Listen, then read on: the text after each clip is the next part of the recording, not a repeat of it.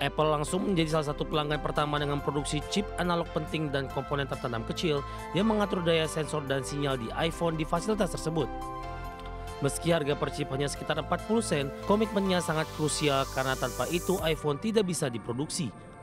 Produksi domestik membantu Apple menghindari biaya tarif impor baru yang diterapkan pemerintah Amerika Serikat. Pembukaan pabrik baru ini jadi bagian dari ekspansi besar TI yang membentang di Texas dan Utah dengan total 7 fasilitas.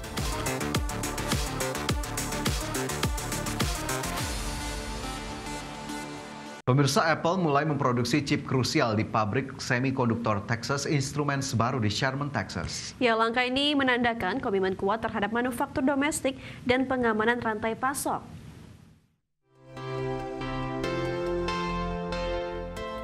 Di tengah ketegangan dagang global, Texas Instruments resmi membuka pabrik semikonduktor senilai 60 miliar dolar Amerika di Sherman, Texas. Apple langsung menjadi salah satu pelanggan pertama dengan produksi chip analog penting dan komponen tertanam kecil yang mengatur daya sensor dan sinyal di iPhone di fasilitas tersebut. Meski harga per chip hanya sekitar 40 sen, komitmennya sangat krusial karena tanpa itu iPhone tidak bisa diproduksi. Produksi domestik membantu Apple menghindari biaya tarif impor baru yang diterapkan pemerintah Amerika Serikat. Pembukaan pabrik baru ini jadi bagian dari ekspansi besar TI yang membentang di Texas dan Utah dengan total 7 fasilitas. Fasilitas TI di Sherman dirancang ramah lingkungan, menggunakan energi terbarukan dan mendurable setengah air yang digunakan per menitnya. Produksi 300 mm wafer memungkinkan output chip lebih banyak dengan energi yang sama. Komitmen investasi Apple di Amerika Serikat meningkat dari 500 menjadi 600 miliar dolar Amerika selama 4 tahun. Sebagian investasi dialokasikan bagi fasilitas TI di Sherman, Richardson, dan Lehi.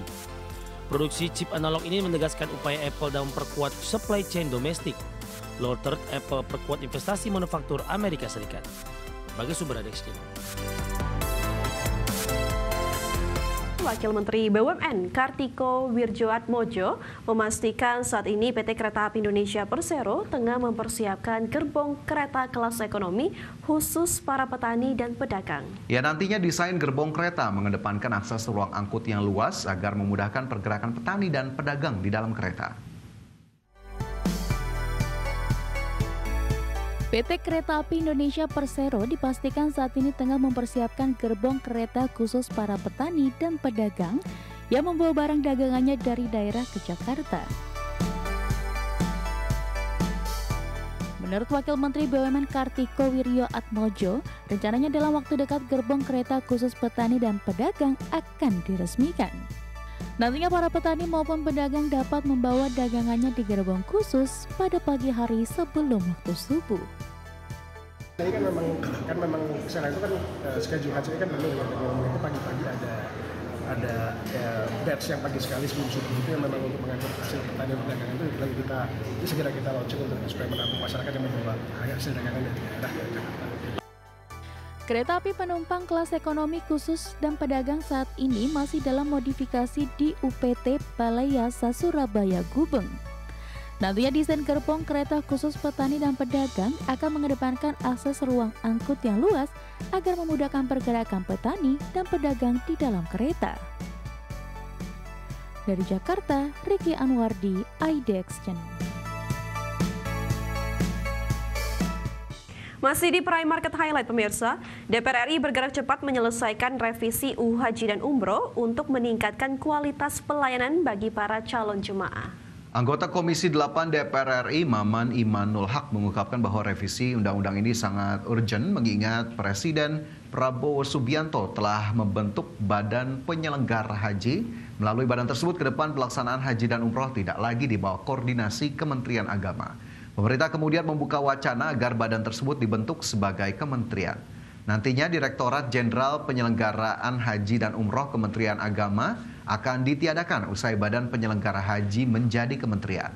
Kini pemerintah dan DPR RI tengah membahas rancangan Undang-Undang Haji dan Umroh, yang mana undang-undang tersebut nantinya akan mengubah nomenklatur BP Haji menjadi kementerian.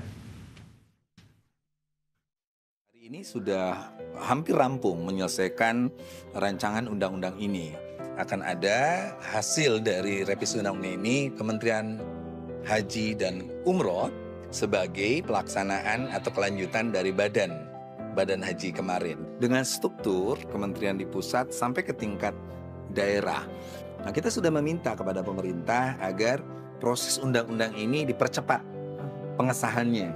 Walaupun sudah disahkan DPR, lalu dibuatkan undang-undang pemerintah peraturan pemerintahnya. Kenapa? Karena Arab Saudi hari ini mempercepat timeline pelaksanaan haji. Dalam undang-undang haji ini Kementerian Agama udah selesai. Jadi selama 70 tahun lebih ya haji ini. Terima kasih Anda masih bersama kami. Pemirsa, Malaysia dinobatkan sebagai negara terbaik kedua di Asia dalam mencapai keseimbangan kehidupan kerja yang sehat. Ya, negeri jiran tersebut hanya kalah tipis dari Singapura dalam indeks Global Work-Life Balance. Malaysia dinobatkan sebagai negara terbaik kedua di Asia dalam mencapai keseimbangan kehidupan kerja yang sehat. Menurut laporan Global Work-Life Balance Index oleh Remote, Malaysia mencatat skor 57,03 dari 100 poin. Penilaian didasarkan pada jumlah faktor mulai dari cuti tahunan rata-rata 19 hari, cuti sakit berbayar hingga akses layanan kesehatan publik. Malaysia juga mencatat skor kebahagiaan 5,96% yang ikut mendorong posisinya di level regional. Secara global, Malaysia menempati urutan ke-27 dari total 60 negara yang dievaluasi, sementara Singapura menjadi pemimpin di Asia dengan skor 57,85 diikuti Jepang, Taiwan, dan Korea Selatan. Selandia Baru menempati posisi teratas dunia dengan skor 86,87, disusul Irlandia, Belgia, Jerman, dan Norwegia. Adapun peningkatan Malaysia tahun ini cukup mengejutkan, pasalnya tahun lalu negeri jiran justru berada di posisi kedua terburuk global dengan skor hanya 27,51. Data terbaru juga menempatkan Indonesia di posisi ke-6 di Asia dengan skor 52,07, sekaligus peringkat ke-34 dunia di atas Arab Saudi dan Israel. Berbagi sumber, IDX Channel.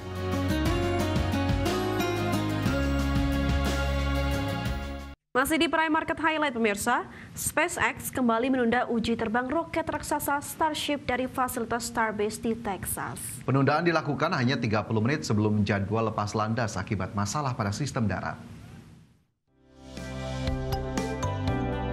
SpaceX kembali menunda uji terbang roket raksasa Starship dari fasilitas Starbase di Texas. Starship yang terdiri dari Super Heavy Booster setinggi 70 meter dan tahap atas 52 meter sudah terpasang di landasan peluncuran dan tengah diisi propelan. Namun SpaceX mengumumkan pembatalan sesaat sebelum lepas landas lewat platform X. Elon Musk yang sedianya memberi pembaruan perkembangan Starship juga membatalkan siaran langsung resmi. Meski SpaceX belum memastikan jadwal baru, pengalaman sebelumnya menunjukkan penundaan semacam ini biasanya hanya berlangsung beberapa hari. Starship sendiri diproyeksikan menjadi tulang punggung bisnis peluncuran masa depan sekaligus kendaraan utama misi ambisius Musk ke Mars. Bahkan NASA menargetkan Starship digunakan pada 2027 untuk pendaratan awak ke bulan, misi pertama sejak era Apollo. Namun pengembangan Starship masih dipenuhi kendala serius sepanjang tahun ini, dari uji coba yang gagal di awal penerbangan, ledakan besar di fasilitas uji, hingga kegagalan masuk kembali atmosfer pada penerbangan ke-9. Meski begitu, SpaceX tetap gencar memproduksi prototipe baru dengan peningkatan mesin, pelindung panas hingga desain flap kendali yang lebih kuat menghadapi tekanan ekstrim. Berbagai sumber, IDX Channel.